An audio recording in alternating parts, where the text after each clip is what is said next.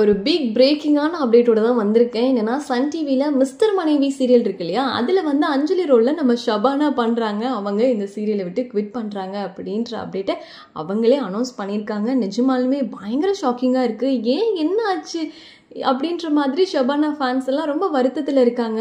ஏன்னா இப்போ ரீசெண்டாக தான் இந்த சீரியல் வந்து டெலிகாஸ்ட் பண்ண ஆரம்பித்தாங்க. அஞ்சலி ரோல் வந்து ரொம்ப நல்லா இருந்தது. சுட்டி பொண்ணாக இருப்பாங்க, ரொம்ப அழகாக இவங்க கல்யாணம்லாம் ரொம்பவே நல்லா எபிசோட் சூப்பராக போயிட்டு இருந்தது.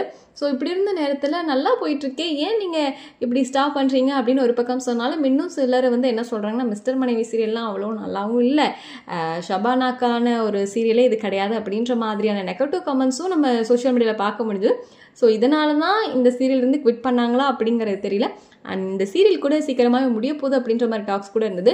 ஸோ இப்படி இருக்க நேரத்தில் சடனாக நம்ம மிஸ்டர் மனைவியில் நடித்த அஞ்சலி வந்து விலகிறேன் அப்படின்னு சொல்லியிருக்காங்க. அண்ட் ரொம்ப யோசிச்சு நான் இந்த ரொம்ப கஷ்டமான இந்த ஒரு டிசிஷனை எடுத்தேன். ஒரு சீரியலேருந்து விலகிறது அப்படிங்கிறது ரொம்ப ஒரு கஷ்டமான விஷயம்தான். அதை நான் வந்து எடுத்திருக்கேன் அப்படின்னா அதுக்கு ஒரு காரணம் இருக்குது, வேறு ஒன்றுமே கிடையாது.